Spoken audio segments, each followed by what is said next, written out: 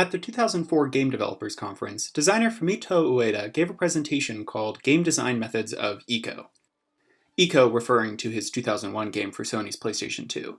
In the presentation, he describes his design philosophy as subtracting design, or actively reducing/removing the number of elements included, to improve the overall quality of the game.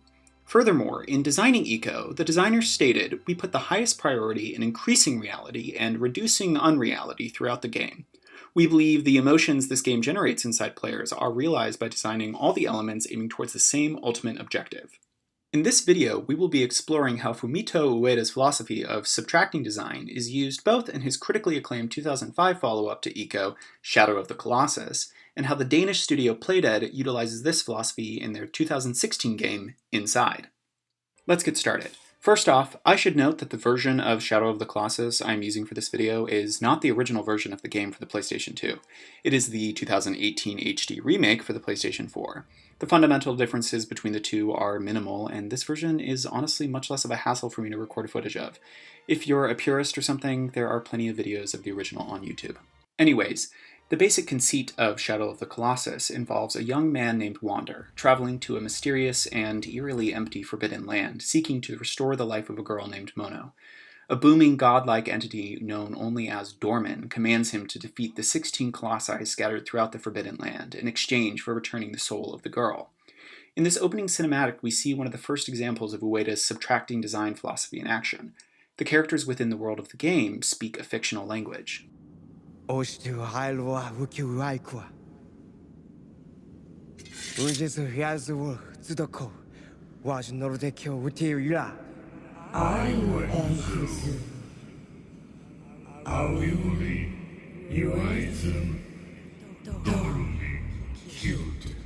This creates a sense of foreignness for the player, regardless of their nationality, and in removing the ability for the player to passively listen to the interaction between Wander and Dorman, the player is forced to read the subtitles and pay close attention to what Dorman is commanding Wander to do. This is further emphasized by a lack of all dialogue or music when traveling to one of the 16 colossi. There are no unnecessary side quests or distractions within the game. You travel to a colossus, you defeat the colossus, you return to the central cathedral-like structure. Repeat 16 times. Okay, time to switch gears. In Playdead's game Inside, the player controls a young boy on the run from a dystopian society. The game immediately puts the philosophy of subtracting design to work. There is no main menu for the game at the start. Once the player presses a button on the controller, the young boy appears and the story begins.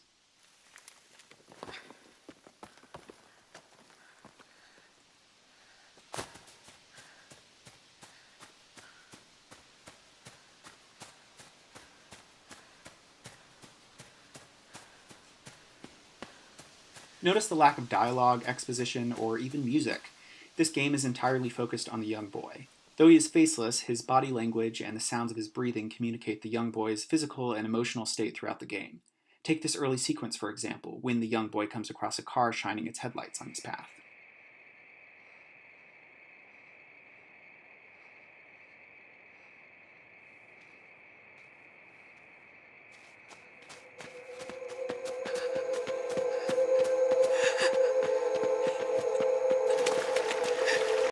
Notice how the boy's posture and breathing changes in reaction to the masked man noticing him. The game also sparingly uses music cues to highlight intense situations. Let's continue watching this sequence.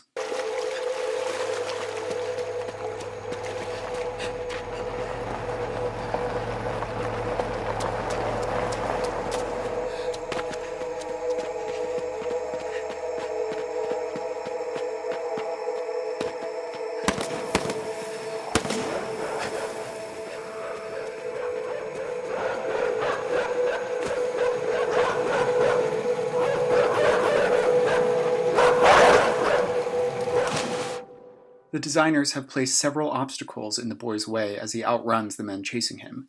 In this game, there are no health bars. If the player misses a cue or misjudges a situation, the consequences are severe and gruesome. Let's take a look at what happens if the player lets the boy trip on a branch instead of jumping over it.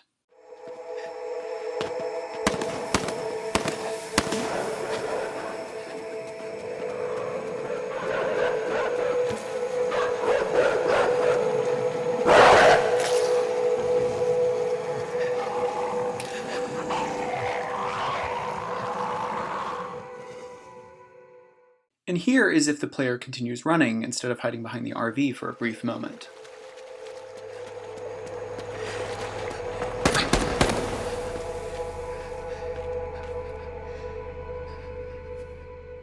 These gruesome ends are purposefully unskippable. In forcing the player to watch the boy's demise before giving them another chance, the designers are subtly communicating the intense emotional stakes of the situation. Making mistakes or misjudging the situation is strongly discouraged. Let's transition back to Shadow of the Colossus. In Shadow of the Colossus, scale is everything.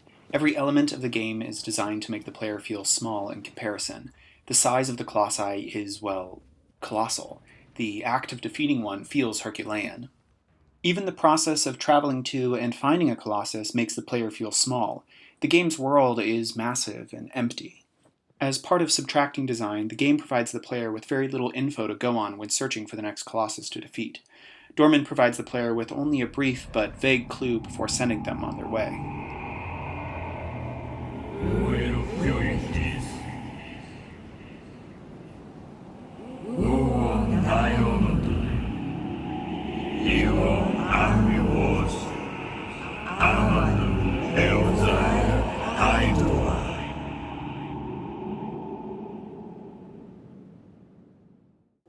Additionally, holding Wander's sword up to the sunlight will create a beam of light to guide the player in the correct direction. The map provided gives only a general idea of Wander's current location and shows the location of previously defeated colossi, and most of the map is obscured until after the player has explored an area. It's not very helpful. Because of this, the player must rely on the vast world surrounding them, as well as holding Wander's sword up to the sunlight to find their way. The physical world becomes nearly as much of a character as Wander and Dorman are. Simply traveling to a Colossus can take upwards of 10 minutes, during which there is no dialogue, no music. Like Inside, the focus is entirely on Wander and his journey. This use of vast physical space is also shown within the central cathedral-like structure. Instead of just having a list of the 16 colossi, the game makes it physical, filling a massive hall with statues of each colossi. The player can freely explore this massive open space, though it provides no furthering of the game's plot. It simply provides a vague preview of what's to come. With Inside, the game utilizes lateral space to make the player feel small within its world. Take this sequence, for example, picking up right after the boy's escape from the masked men who were chasing him earlier. The world very slowly transitions from marshland to an abandoned farm.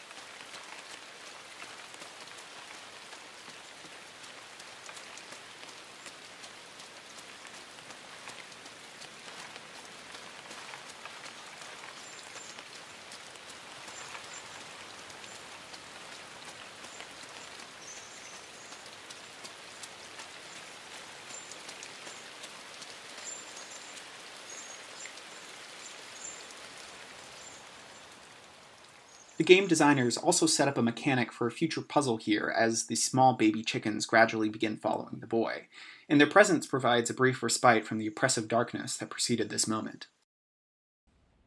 Later on, the boy takes control of a bathysphere and begins exploring even more vast, flooded underwater areas. The designers use this mechanic to introduce vertical space in addition to lateral space in order to make the player feel small.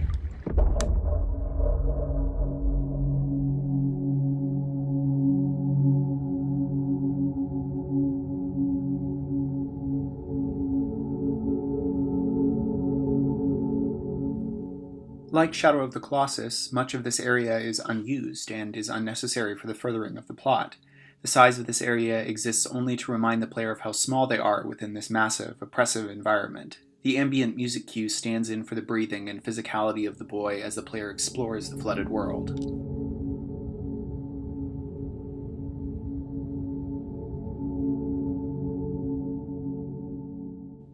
Okay, so, to wrap things up.